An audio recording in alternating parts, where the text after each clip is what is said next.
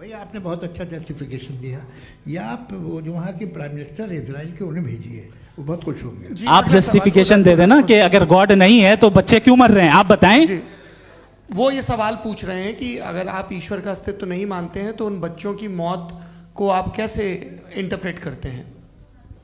भाई ये दुनिया जो है, जो ताकतवर लोग होते हैं वो एक नाइंसाफी करते हैं। तो ये अच्छा काम है आपके नजदीक, तो नेचर नाइंसाफी पे मबनी है। अरे मेरे भाई, आप नेचर की कहाँ बात कर रहे हैं, तो इंसान की बात जी, तो फिर जब मैं इंसान की बात कर रहा था आप नेचर की बात करने लग गए। क्रॉस एग्जामिनेशन नहीं। हाँ, अब आप मुझे बोलने नहीं देंगे तो अलग बात है, आप बोलिए, मैं मुझे कोई जल्दी नहीं। जी नहीं, ये क्रॉस एग्जामिनेशन है। मुझे बोल तो लेने दीजिए। जी बोलिए। क्या बात ये है कि ह्यूमन सोसाइटी तभी साथ में रह सकती है जब वो मोहब्बत से, एकता से, एक दूसरे के एहतराम करके रहे। इसके अलावा पॉसिबल नहीं है, अकेले तो इंसान रह ही नहीं सकता। वहाँ पर कुछ लोग हैं जो फाउल करते हैं। वो फाउल हमेशा से तारीख में होता आया है। आज ये हो रहा है, जो हो रहा है बहुत बुरा हो रहा है, बहुत जालिमाना है, बहुत जाबराना है। उसको आप कहें कि ये बच्चों को कॉम्पनसेशन मिल जाएगा या इसकी इंजेक्शन है, इंजेक्शन तो हेल्थ के लिए दिया जाता है। आप ये कह रहे हैं कि ये बच्चों की जो धज्जियां उड़ रही हैं ये इंजेक्शन है, ये टेस्ट है, ये टेस्ट है और उस टेस्ट में उनको ऐसा रिकॉम्पेंस मिलेगा जो आपके तस्वुर के बाहर है। ये आप 3 बरस के बच्चे को बारूद से उड़ा के टेस्ट ले रहे हैं। वाह, वो नहीं ले रहा है, खुदा नहीं उड़ा रहा है, इजराइल उड़ा रहा है। जी, ये तो उसको कंडेम अगला सवाल लेते हैं। अगला सवाल लेते हैं प्रोफेसर पुरुषोत्तम अग्रवाल। मुफ्ती साहब, एक निवेदन आपसे है कि कम से कम थोड़ा सा माइक क्लोज एक रिलीजियस और फिलोसफिकल कर मैम प्लीज। एक रिलीजियस और फिलोसफिकल ट्रेडिशन है जो ब्रह्मांड को यानी यूनिवर्स को ही अंतिम मानती है। सर्वम खलु इदम ब्रह्मम, this is Chandogya Upanishad and it completely rules out the existence और नेसेसिटी, आपके शब्दों में necessity of a creator. The creation itself is the creator. तो एक मिनट प्लीज। दूसरा जो सवाल आपने अभी, जो आप बार बार कह रहे हैं कि भगवान विद्वान भी है, वाइज, सब जानने वाला, तो अगर विजडम में दुनिया भर के पापों और अत्याचारों को बर्दाश्त करना शामिल है तो फिर इसका मतलब ये हुआ कि अगर मैं फ्री विल से उसको अपोज करता हूं तो ईश्वर की विजडम और मेरी फ्री विल में कॉन्ट्राडिक्शन है। Because when I am opposing whatever is happening in Gaza, then I am opposing the God's will और गॉड्स विजडम। जवाब लेते हैं क्योंकि तो गॉड की विजडम में, एक मिनट सर प्लीज सर, ये एक जुमला, गॉड की विजडम है कि गाजा में जो कुछ हो रहा है वो हो रहा है, मैं उसको अपोज कर रहा हूं तो मैं गॉड की विजडम के खिलाफ जा रहा हूं। एक सवाल। दूसरा ये नहीं, आपने 2 ऑलरेडी। सर आप और सवाल कर लें, लेकिन मुझे 2 जवाब दे। पहले आपने ये कहा, सुनिए मेरी बात सुनिए। इजराइल के गॉड के मुताबिक तुम्हारा ठीक हो रहा है ना? नहीं हो रहा है, ठीक नहीं हो रहा है। मैं बता रहा हूँ क्या हो रहा है, आप तशरीफ रखिए, मैं बता रहा हूँ क्या हो रहा है। Let me complete please. एक सेकंड गाइस, एक सेकंड। ये देखिए, ऐसा है कि ये सब बड़ा आपस में विचार विमर्श के बाद ये तय हुआ था कि कुछ नियम बना लिए जाएं ताकि एक टाइम बाउंड बातचीत चले। और भाई साहब, आप बड़ा जरूरी काम कर रहे हैं लेकिन कैमरे के फ्रेम में आके उस काम को गड़बड़ कर दे रहे हैं। ठीक है गुरु, अब मेरे को कहीं का गुस्सा कहीं निकालना था, सॉरी। नहीं, कोई गुस्सा नहीं है जी। तो प्रोफेसर ने सवाल पूछे, आप उनके जवाब दें और थोड़ा ये सब लोग थोड़ा ख्याल रखें भाई, सवाल संक्षिप्त रखें जी। आपने 2 सवाल किए। सबसे पहला ये कहा कि हमारे पास ये कॉन्सेप्ट है कि ये यूनिवर्स खुद नेसेसरी बीइंग है, creation itself is the creator. How irrational is this कि मैं एग्जिस्ट करूंगा बाद में लेकिन अभी एग्जिस्ट कर भी रहा हूं, यानी एक ही टाइम में एग्जिस्ट भी कर रहे हैं, नहीं भी कर रहे हैं। This is not true. दूसरी चीज आपने कहा कि अगर इजराइल में, सॉरी माफ कीजिएगा, Israel doesn't exist, occupied Palestine में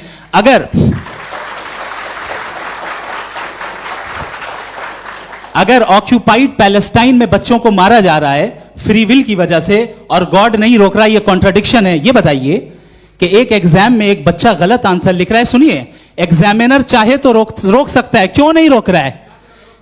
ये कॉन्ट्रडिक्शन है, ये कॉन्ट्रडिक्शन नहीं है। माइक नहीं सर, ये आपस में जी, ये क्या आपका सवाल?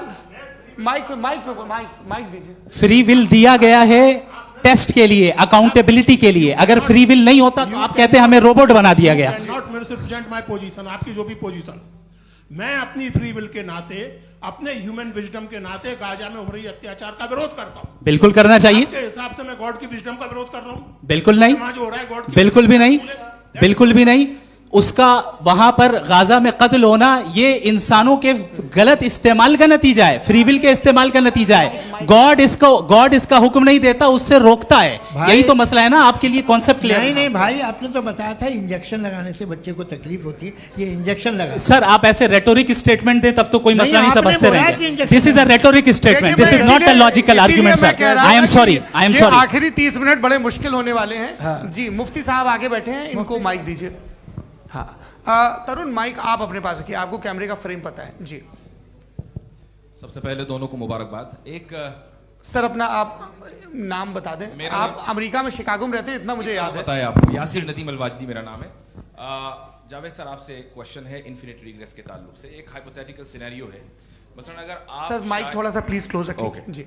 अगर आप शायर इसलिए हैं कि आपके कोई उस्ताद शायर थे, और वो इसलिए शायर थे कि उनके कोई उस्ताद शायर थे, और इसी तरीके से हम माजी में पीछे चलते चलते चले जाएं और कहीं ना रुके, तो माफ कीजिएगा आप कभी शायर नहीं हो सकते। लेकिन आप शायर हैं, आपका शायर एग्जिस्ट करता है, इसका मतलब ये है कि आप कहीं ना कहीं रुके हैं।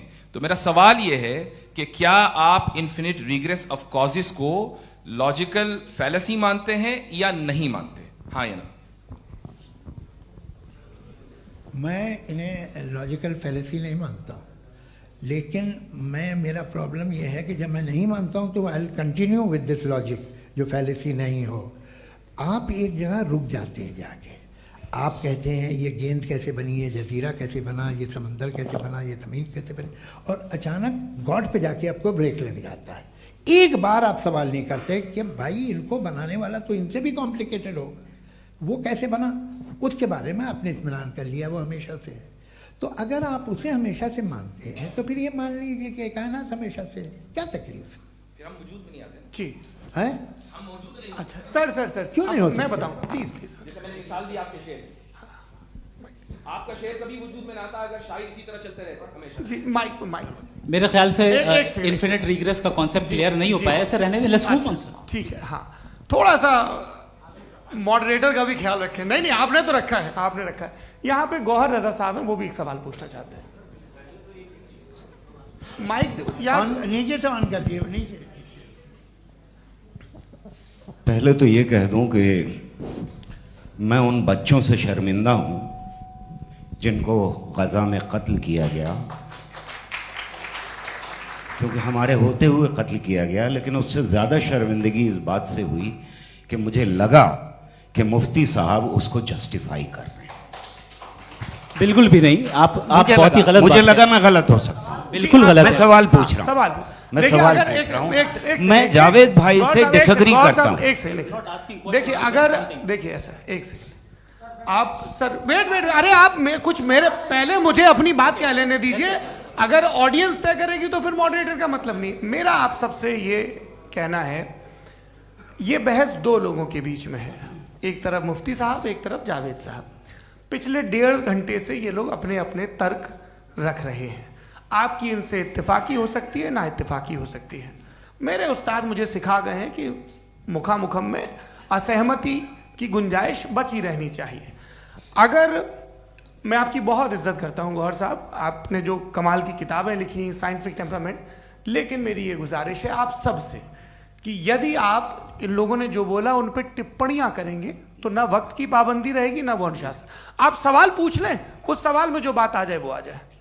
मैं जावेद साहब से डिसएग्री करता हूं, इसलिए जावेद साहब से सवाल पूछ रहा हूं। आपका सवाल जावेद अख्तर साहब से। और सवाल ये है मेरा कि जावेद साहब ने कई बार लॉजिक का इस्तेमाल किया कि साइंस में लॉजिक है और रिलीजन में लॉजिक नहीं है। मेरा ख्याल ये है कि रिलीजन में भी लॉजिक है, लेकिन उस लॉजिक की बेसिस ये है कि आप रुक जाते हैं, जिसका जिक्र जावेद साहब ने बार बार किया, यानी खुदा के तसव्वुर पे आते हुए, गॉड के तसव्वुर पे आते हुए रुक जाते हैं। और इसमें सवाल पूछना मतलब फॉरबिडन होता है। सवाल यह है कि क्या जावेद साहब इससे एग्री करते हैं कि साइंस की लॉजिक अलग है और रिलीजन की लॉजिक अलग है? बताइए सर। देखिए 3 चीज़ें हैं, साइंस है, एक है मंतिक है, इस्तिदलाल है, और एक जो है कुछ भी नहीं है, फेथ है, अकीदा है। मैं अकीदे की लॉजिक का कायल नहीं हूँ। मुझे आप इस्तिदलाल से, लॉजिक से, रीज़न से समझाइए, मैं मानने को तैयार हूँ, मेरा क्या नुकसान होगा। लेकिन ये कि अकीदे पे मैं नहीं जा सकता हूँ। अकीदे का मतलब है कि तुम ये मान लो, सवाल ना करो, ये नहीं। आप सारी बातें करके, बड़ी साइंटिफिक बातें करके एक जगह जाके खुदा के वजूद पे रुक जाते हैं, सरेंडर कर देते हैं। मैं सरेंडर करने को तैयार नहीं। That's all. जी, ये आगे सर बैठे हुए हैं, इनको माइक दीजिए। भाई वो आप पूछना चाह रहे थे ना भाई? हाँ, नहीं मैं ये थैंक यू। जी, आपका नाम? आसिम इफ्तिखार। आसिफ जी, पूछिए। सर, जावेद सर से सवाल है कि आपने अपने क्लोजिंग माइक थोड़ा करीब है। अपने क्लोजिंग स्टेटमेंट में ये बात कही थी कि मज़हब का जो फ्यूचर है वो ज़्यादा दिन नहीं जाने वाला है, लेकिन मैं देख पा रहा हूँ कि जो ऑक्सफोर्ड यूनिवर्सिटी की एक स्टडी है 2011 में हुई है, जिसके 50 एकेडमिशियंस ने इसको अंजाम दिया था, उसमें वो ये कहते हैं कि जो फेथ इन गॉड है वो इनबिल्ट है ह्यूमन नेचर के अंदर, जिसको हम कहते हैं फितरत के अंदर शामिल है वो। और वो ये कहते हैं कि अगर कोई ये समझता है कि मज़हब को वो ख़त्म कर देगा तो ये उसकी गलत फहमी है। तो आप इसके बारे में, इस स्टडीज़ के बारे में क्या कहते हैं? ठीक है। मैं उनसे एग्री नहीं करता हूँ। वो कौन से प्रोफेसर होंगे, ऐसा उनके क्या पास डेटा है, इन्होंने मैं- डेटा के बेस होगा डेटा क्या हो सकता है? फ्यूचर का डेटा तो नहीं हो सकता ना उनके पास, प्रेजेंट का डेटा हो सकता है। डेटा आपने सुना 100 साल पहले का बाद का डेटा? मैंने तो नहीं सुना आज तक। तो आज उनकी ये राय है और होगी राय, ठीक है। दुनिया में तरह तरह की राय है लोग, लेकिन मैं समझता हूँ कि वक्त के साथ इंसान ज़्यादा से ज़्यादा रीजनेबल और लॉजिकल होता जा रहा है। आज आप देखिए वेस्टर्न यूरोप में क्या परसेंटेज है नॉन बिलीवर्स की, बहुत हाई। वहाँ चर्च खाली पड़े होते हैं। तो अल्टीमेटली तो इंसान कोई ऐसी बात बहुत अरसे तक नहीं मान सकेगा, चाहे गलत या सही, जो उसे, उसके दिमाग को, उसके जहन को, उसकी लॉजिक को अपील न करे। वो कह रहे हैं तो ऑक्सफोर्ड के होंगे, तो कैम्ब्रिज के होंगे, तो मुझे क्या लेना देना। उनका डेटा मुस्तकबिल का नहीं हो सकता है। जी, दीपक, हाँ पूछिए। मैं आऊँगा, अभी पीछे की साइड भी आऊँगा, माइक वहीं भेजूंगा 2-3 साल के लिए। जी जावेद साहब, आपसे सवाल है। नमस्ते अरे भाई सर, इनसे अगर भी आप ही पूछिए। लोग तय करना है तो फिर 200 लोग तय कर लें। ये एक साथ पूछ नहीं रहे सर, हैं। Please don't do this sir. Everybody has a right sir, but we can only take Okay. Selected questions. No sir, अरे ये भाई, यंग लोग आराम भी से। हैं तो इनकी ये एक अब बात उतने यंग, सुनिए। भाई आप यंग हैं कि नहीं हैं? एक मिनट, वो कह रहे हैं वो भी आइए, यंग हैं पूछ रहे हैं ना साहब। भाई। आप उनकी नौजवानी पर दावा उनको ही करने थे। हाँ मुफ्ती साहब, आप यंग, हाँ पूछे। अरे भैया सर, मेरा सवाल ये है। कुछ इनसे भी तो पूछो। जी हाँ। नहीं, बस आपसे एक सवाल है। जैसे थीस्टों के पास, अपने जो ईश्वर को मानते हैं, उनके पास अपने सोशल गेट टुगेदर्स हैं। 5 रोज़ आज क्रिसमस आने वाला है, होली है, दिवाली है, ईद है। एथिस्ट क्या ऑफर कर रहे हैं? मतलब मैं इनकी दुकान से बोलूं, मैं आना चाहता हूं उस तरफ, पर मैं अट्रैक्ट नहीं हो पा रहा हूं। मैं सोशल गेट टुगेदर्स क्या है आपके पास? वो ये कह रहे हैं कि जो धार्मिक लोग हैं, अलग अलग धर्म के लोग, उनके उत्सव त्योहार, हाँ, कॉन्ग्रीगेशन बड़ी अच्छी बहुत बात। हैं। अब आपको मैं एक सुनाता हूँ, यहाँ हिस्टोरियन भी बैठे हैं। मृदुला जी, आप बताइएगा सही है क्या? ये एक कॉन्स्टेंटाइन, एक ग्रीक रोमन बादशाह था, जो क्रिश्चियनिटी आने के 400 साल बाद उसने डिसाइड किया कि मैं क्रिश्चियन हो जाऊंगा, मेरी पूरी स्टेट कैंसिल हो जाएगी। उस ज़माने में ऐसे ही होता था, राजा जो धर्म इख्तियार करता था वो जनता भी कर लेती थी। इसलिए कि वो हो गया था बैंकरप्ट, और उसे जो मेडिटेरियन कोस्ट के रिच क्रिश्चियन वो थे मर्चेंट, उससे पैसा चाहिए था। तो उसने कहा यार क्रिश्चियन हो जाओ। तो उसने अपने वजीर से कहा कि भाई ये हिस्ट्री है कि अब हम लोग क्रिश्चियन हो जाते हैं। कहते सर हो जाएंगे, कोई प्रॉब्लम नहीं है, लेकिन एक प्रॉब्लम ये है कि 17 दिसंबर से 25 दिसंबर तक जो पेगन फेस्टिवल होता, जो पेगन्स थे वो लोग, जो फेस्टिवल होता है वो बंद हो जाएगा, इसलिए कि हम क्रिश्चियन हो गए तो होगा नहीं। तो वो बच्चों को बहुत बुरा लगेगा, पब्लिक को बहुत इन्जॉय करते हैं, खासतौर से 25 को मेन डे। उसने कहा हाँ ये तो सही कह रहे हो। ये जीसस क्राइस्ट की पैदाइश कब थी?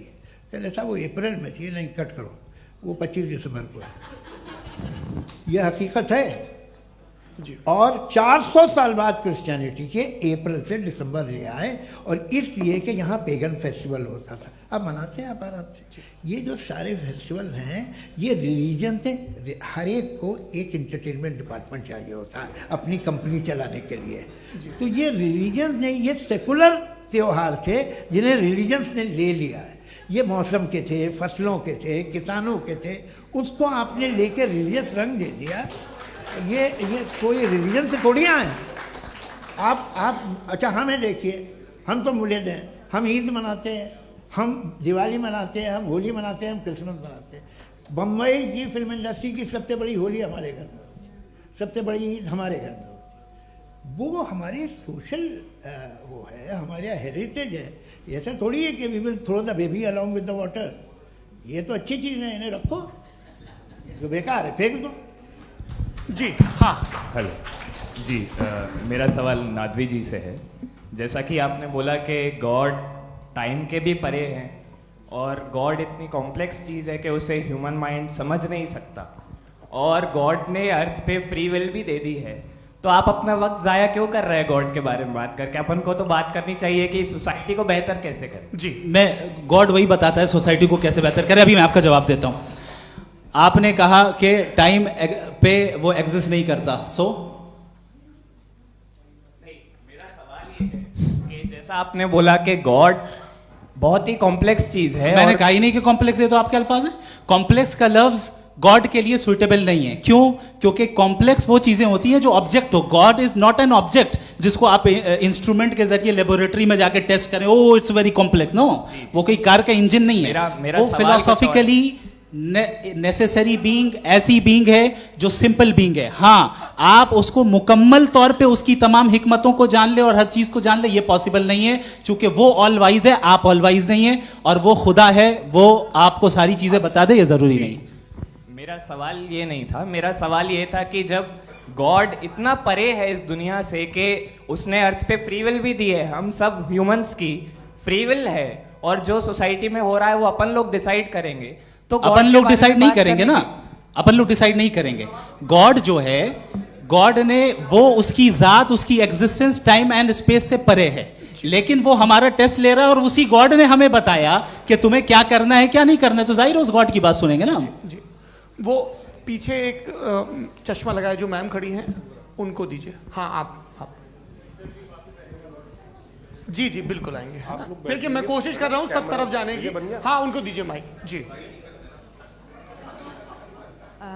हेलो सर, मैं ओमनी प्रेजेंट नहीं हूँ, टाइम पाबंद हूँ, और जहां तक कोशिश कर सकता हूँ करूंगा। जी अपना नाम बताइए। मेरा नाम उर्सुला है, मैं दिल्ली यूनिवर्सिटी की एक स्टूडेंट हूँ और मैं स्टूडेंट फेडरेशन ऑफ इंडिया से हूँ। मेरा सवाल मुफ्ती जी से है कि इस हॉल के इस कमरे में बैठ के हम लोग रेप की मोरालिटी के बारे में फिलोसफिकली बात तो कर सकते हैं, बट असलियत ये है कि रोज़मर्रा की ज़िंदगी में औरतें रेप के थ्रू गुजरती हैं, और हम लोग सिर्फ नंबर्स पे इस तरह नहीं देख सकते, क्योंकि कितनी औरतें हैं इन कंट्रीज़ में जहाँ पे आप बता रहे हैं कि केसेस कम हैं, जिनका एक्सेस है कि वो जाके केस फाइल कर सकें। कितनी औरतें हैं जो जिनको काम करने की आज़ादी है उन कंट्रीज़ में। यूरोप में ये आज़ादी आ गई, यूरोप में ये रूल्स आ गए, तो हम आज उसके बारे में बात कर पा रहे हैं। जी जवाब। आपने ये कहा कि कमरे में बंद होकर हम लोग इस पर फिलोसफिकली बात कर सकते हैं, लेकिन हकीकत में क्या हो रहा है, वो ग्राउंड लेवल पे क्या हो रहा है जो बहुत गलत हो रहा है, और वो सफ़र कर रही हैं। आई एग्री, बहुत गलत हो रहा है, और जो गलत हो रहा है उसको हमें रोकना है। और क्यों रोकना है, वो गलत क्यों है? हमारे पास इसका ऑब्जेक्टिव फाउंडेशन है, इनके पास उसका ऑब्जेक्टिव फाउंडेशन नहीं है। मैं ये कहना चाह रहा हूं कि जहां पे भी जुल्म हो रहा है, जहां पे भी औरत पे जुल्म हो रहा है, या उसकी इज्जत लूटी जा रही है, या उसे तकलीफ पहुंचाई जा रही है, और सिर्फ औरत नहीं, किसी इंसान के ऊपर भी जुल्म हो रहा है, तो उसके खिलाफ खड़ा होना, ये मॉरलिटी हमारे पास गॉड के पास से आई है। वरना जावेद साहब तो कह रहे हैं कि जो है मेजॉरिटी डिसाइड करेगी, तो मेजॉरिटी तो कभी भी बदल सकती है। क्या आप हाँ। ये थोड़ी सी आपको गलतफहमी है। मैं अगर मेरे जुमले से ये मदना निकला या मैंने कहा, तो ये जुमला मैं वापस लेता हूँ, ये मेरा मतलब ही नहीं था कि मेजॉरिटी डिसाइड करेगी। मेजॉरिटी डिसाइड करे तो दुनिया में बड़ी वैसे आपने कहा था ये जुमला, अच्छा हो सकता है, मैं मान रहा हूँ, बाद में रिकैप कर लेंगे। अरे एक सेकंड मैं अपनी एक्सप्लेनेशन दे रहा हूँ।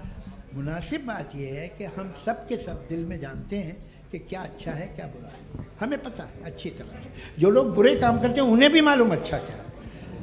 यही तो सवाल था हजरत कि फिर ये मोरालिटी आई कहां से? Cross examination. हाँ जी हाँ। मोरालिटी साथ रहने की डिजायर से आई, यानी साथ रहकर जो कुछ कह दे, जो कुछ कर दे, वो हो जाएगा? नहीं नहीं, तो आप कायदे से रह ही कर सकते हैं जब तक लोगों में मोरालिटी हो, वरना क्यास हो जाएगा। ये आपको कैसे पता? जी हमने देखा ना जहाँ मोरालिटी का क्यास हो गया, हम देखते हैं। कहाँ पे देखते भाई हैं? दुनिया में आप जो ये- कह रहे हैं, आप ये- अभी कहीं मैं पे आप अगर लोगों गलत को हो रहा है इस बहस तो के उसको बाद आप में आप गलत लोगों देखिए। को आप क्या- सर, मुफ्ती आप साहब, मैं- एपिस्टेमोलॉजी मुफ्ती की साहब, बात मुफ्ती कर रहे हैं, मैं साहब, ऑन्टोलॉजी अरे की बात मुफ्ती कर रहा साहब, हूँ। मैं इस बहस के फाउंडेशन बाद आप क्या है? दोनों लोगों को चाय पे फाउंडेशन- होस्ट करूंगा, वहां पे क्रॉस एग्जामिनेशन कर लीजिएगा। अभी ऑडियंस का हक मार रहे हैं आप लोग भाई, सर। जस्ट लोग हैं आप लोग। और ये भाई ये एक ये हाँ, बच्चे- उधर उधर आएंगे, उधर इनको आएंगे। भी। जी सर, आएंगे आएंगे। अच्छा सर मेरा नाम लईकुर रहमान है और मैं अलीगढ़ मुस्लिम यूनिवर्सिटी का स्टूडेंट हूँ। और जहाँ तक मुझे पता है कि sir you are also product of Aligarh Muslim University. मैं भी उसी चमन का बुलबुल हूँ। हाँ सर, तो बड़ी खुशी हुई मुझे जान करके कि मैं आपसे मिलूंगा। सवाल सर मेरा सवाल यह है, सर सैयद अलैहि रहमा का नज़रिया यह था कि खुदा के वजूद को अक़ल के दायरे में रह कर के तलाश करना, न कि पूरी तौर से उसका इनकार कर देना। Sir how will you define it? नहीं तो ये तो आप इन्हें बताइए। ये सर, असल सवाल में रह आपसे। के खुदा का वजूद साबित कर रहे हैं। तो सर आपने सैयद इनकार ने किया। कर रखा है, इस वजह से मेरा क्वेश्चन उन्होंने यही सर से एक सेकंड, सर सैयद ने यही कहा ना कि जी। अकल से आप खुदा के वजूद को हाँ। साबित नहीं कर सकते, यही कहा ना भाई। वो उन्होंने कहा कर सकते हैं और वो कर दिया गया आज। वो फोन दो। तलाश करना या साबित करना अकल से अकल से नहीं सर हो सर अरे सवाल तो सुन लीजिए जी। अकल से नहीं हो सकता है, यही कहा ना आपने। अकल से हो सकता है। अरे वो यही कह रहे हैं भाई, आप बता रहे हो सकता है, वो तो कुछ और। आप अगर सर देखो नौजवान, फोन ले लो, वो इतनी कमाल की यूनिवर्सिटी है। अरे भाई दे दो मेरी उन्हें बात जरा तो- एक मिनट अरे दे दो मेरे भाई माइक। मेरी बात सुनो, नहीं, माइक मैं पे समझ- बोलो ताकि जो लाखों लोग देख रहे हैं माइक दे दो ना। अरे देंगे ना माइक, तुम ठहरो तो। हाँ सर मेरा सवाल ये था कि सर सैयद अलैहि रहमा का एक नज़रिया था अपना कि खुदा का जो वजूद है उसको अक़ल के दायरे में रह करके तलाश करना है, न कि पूरे तौर से इनकार कर देना है। ये उनका कॉन्सेप्ट था। लेकिन मेरा सवाल ये है कि आप इसको कैसे डिफाइन करते हैं, एक्सप्लेन कैसे करेंगे? मैं आपसे मैंने जानना अक़ल चाहता के दायरे हूँ, में- चूंकि you are the product of Aligarh Muslim University. मुझे अकल के दायरे में रख के मैंने बहुत तलाश की, मुझे मिला नहीं। हाँ ये इधर उधर वो चश्मा लगाए जो, हाँ उनको दे दीजिए। जी जी फटाफट पूछिए, बस 5 मिनट है, 5 मिनट में खत्म हो रहा है। हाँ अस्सलाम वालेकुम मुफ्ती साहब। एंड मेरा सवाल जावेद अख्तर साहब से। क्या नाम है आपका? अरे भैया सब मुझे तो पूछ रहे हो यार। हाँ। फैज फैज पूछिए फैज साहब। तो मेरा सवाल ये है कि अभी जो एथियस्ट है वो problem of evil argument use कर रहे हैं अगेंस्ट मुस्लिम्स, राइट? कि इस दुनिया में इतना सारा इविल है और अगेंस्ट मुस्लिम तो यहाँ अगेंस्ट थियस्ट। हाँ थोड़ा सा करेक्ट कर लीजिए भाई, पूरी मशक्कत ही इसी बात की थी कि किसी एक मजहब पे बात न टिके। जी, तो बेसिकली ये आर्गुमेंट ऐसा है कि इस दुनिया में इतना ज़्यादा ईवल एग्जिस्ट करता है और अगर एक ऑल गुड गॉड है तो वो रोकता क्यों नहीं है? लेकिन इस सवाल में एक हिडन अजम्पशन ये है कि इस दुनिया में ईवल एग्जिस्ट करता है। अब एथियस्ट ये कैसे ऑन्टोलॉजिकली प्रूव कर सकते हैं कि इस दुनिया में ईवल एग्जिस्ट करता है? मैं आपको बताता हूँ, थोड़ा सा समझा। नहीं सर हम लोग इनको सुनने आए। नहीं please don't do that. I want to explain ontologically. नहीं हम समझ गए सर, इनको अब जवाब देने दीजिए। अच्छा सवाल पूछ लो। मैं अभी तक क्या था वो मैं थोड़ा सा ऐड ऑन कर लेता हूँ। तुम गुरु, तो हम जब इसका राउंड 13 करेंगे ना तब तुमको स्टेज पे बिठाएंगे। जी तो हाँ जल्दी से। तो देखिए एथियज्म के हिसाब से सब कुछ रैंडमली बन गया है, सब कुछ एटम्स और मॉलिक्यूल्स है। एक पत्थर में और मुझ में सिर्फ इतना फर्क है कि हम लोग एटम्स और मॉलिक्यूल्स का अलग अलग रीअरेंजमेंट है। अब एक पत्थर को कोई इंसान तलवार से 2 टुकड़ों में काट दे या मुझे, according to atheism it is same. There is no evil and good according to atheism. जी अच्छा, फैज साहब का सवाल ये है कि हाँ कोशिश भी करते तो इससे गलत सवाल नहीं कर पाते। एक लाइफ फॉर्म है और लाइफ फॉर्म में फीलिंग्स हैं, मतलब लाइफ फॉर्म सुनता है, देखता है, टेस्ट कर सकता है, फील कर सकता है। तो उसकी जो ये जो क्वालिटी इस बबल में आ गई हैं, तो वो जानवर में भी है, इंसान में भी है। तो जाहिर है कि उसे कोई तकलीफ पहुंचेगी, तो चूंकि उसके पास वो सेंसिटिविटी है तो मैं करेगा। पत्थर में वो सेंसिटिविटी नहीं है। तो ये क्या सवाल हुआ कि अगर पत्थर को काटा तो पत्थर को तकलीफ नहीं होती, तो आपको काटे तो आपको क्यों तकलीफ हो? बैठ जाइए। जी हाँ अगला सवाल। हाँ पूछे जी जावेद अख्तर साहब। अरे भैया सब आप लोग मुफ्ती साहब को छोड़ रहे हैं, तो मेरे ही पीछे पड़े हैं क्या? फिर चलो बोलो भाई। You asked how God can exist when children die in Gaza. हाँ? You asked how God can exist when children die in Gaza, and you also mentioned the rise of atheism in Europe. But the same events also are leading many atheists and non-believers to turn towards faith. How do you interpret this contradiction, where suffering pushes some away from God, yet brings others closer to belief? देखिए, आपको एक बात बताऊं, दुनिया perfect तो कहीं भी नहीं है, हर जगह कुछ खामियां हैं। बेटा एक मिनट, मैं आप ही को कहेंगे, देखो वो तो कुछ खामियां, कमज़ोरियां, खराबियां सब जगह है।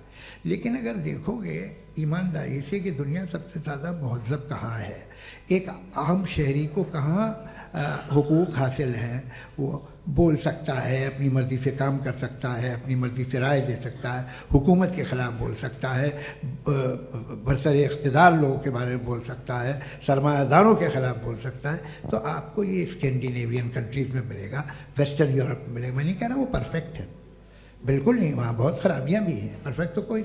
लेकिन जिन जिन मुल्कों में, लैटिन अमेरिका देखो, गल्फ देखो, वहाँ पर आपको ये ज़रूर है कि रेप नहीं होते होंगे। रेप की ज़रूरत क्या है भाई, उसको तो ख़रीद लो, घर में रखो, सड़क पर रेप करने की क्या ज़रूरत है। मगर सुनिए सुनिए सुनिए, मगर हकीकत ये है कि वहाँ शख्सी आज़ादी राय देने की, बोलने की नहीं है। जी, ये एक आखिरी सवाल मुफ्ती साहब से। हाँ मैम, इनको माइक दीजिए। शुक्रिया। मेरा नाम मनीषा है, मैं हरियाणा से आई हूँ। मैं मुफ्ती साहब से एक बात पूछना चाहती हूँ। आप बार बार जावेद साहब को कॉन्ट्राडिक्ट तो कर रहे हैं कि आपने ये कहा, लेकिन आप भी अजम्पशंस के बेसिस पे बात कर रहे हैं। आपने खुदा के होने का कौन सा प्रूफ पेश किया है, खुदा की एग्जिस्टेंस का?